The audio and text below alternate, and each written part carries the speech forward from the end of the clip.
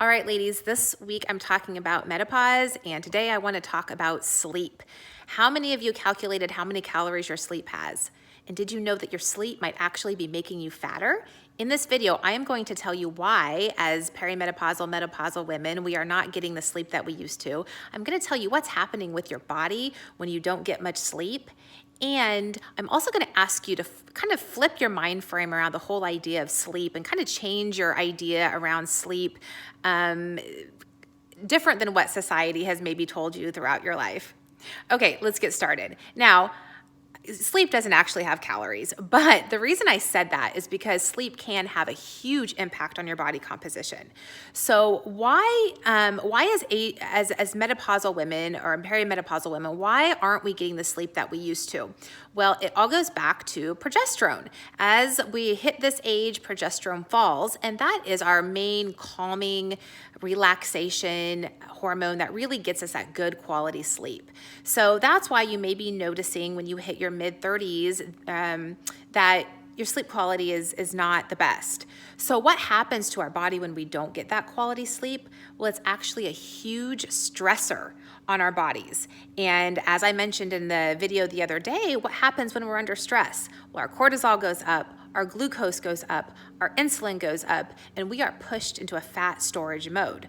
So you may wake up before you even started your day, you haven't even eaten anything, you haven't even exercised, you're already pushed into a fat storage mode because of your low quality sleep. It's really, really stressful on the body. So I think that also it's one of the number one things that we're neglecting in society is really focusing on our sleep. It's not fun, it's not sexy to get to bed early and really focus on our sleep, but really, ladies, it should be a top priority. It was a huge game changer for me in the way I felt and what was going on with my body composition when I really dialed in on my sleep.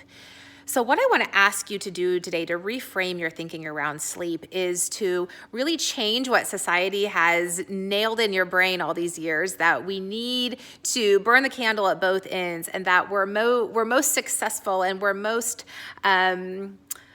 disciplined when we can just power through, stay up late, get up early in the morning.